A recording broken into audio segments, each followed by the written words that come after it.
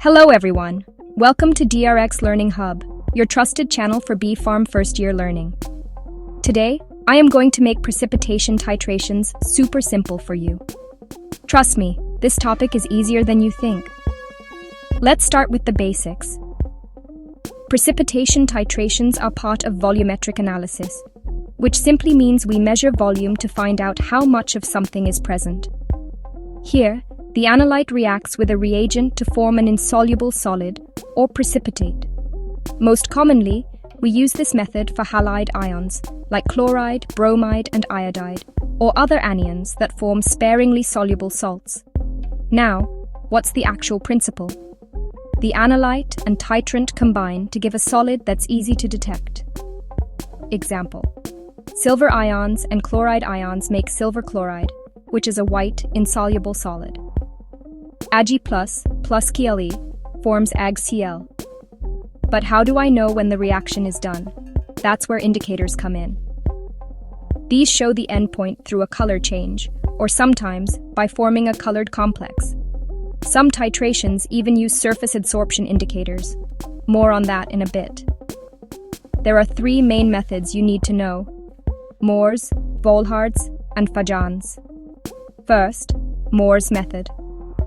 Here, I use silver nitrate as the titrant and potassium chromate as the indicator.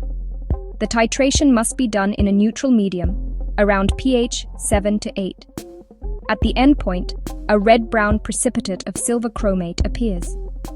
This method is perfect for estimating chloride and bromide ions. Second, Volhard's method. This is a back titration method, done in acidic conditions. Silver nitrate is again the titrant, but the indicator is ferric alum. When the endpoint is reached, I see a reddish-brown color due to ferric thiocyanate complex. It's good for chloride, bromide, and thiocyanate estimation.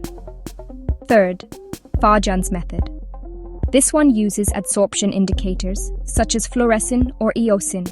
The indicator gets adsorbed onto the surface of the precipitate, and a color shift shows the endpoint. Works best in a slightly acidic medium and is useful for chlorides and bromides. Let's quickly recall the indicators used: potassium chromate for Mohr's, ferric ammonium sulfate for Volhard's, and those fluorescent-type indicators for Fajans. Where do I use precipitation titrations in pharmacy? Mainly for estimating salts like sodium chloride, potassium chloride, ammonium chloride, bromides, iodides, and thiocyanates. These methods are official in IP, BP, and USP. So yes, you're learning something very important. Advantages? The method is simple, accurate, and gives sharp endpoints, especially when you use the correct indicator. It's especially great for halides. Limitations? Other ions can interfere. The pH needs to be just right, and it only works for ions that make insoluble precipitates. That's precipitation titrations, made easy. If you found this helpful, like, share, and don't forget to subscribe to DRX Learning Hub. Thank you for watching.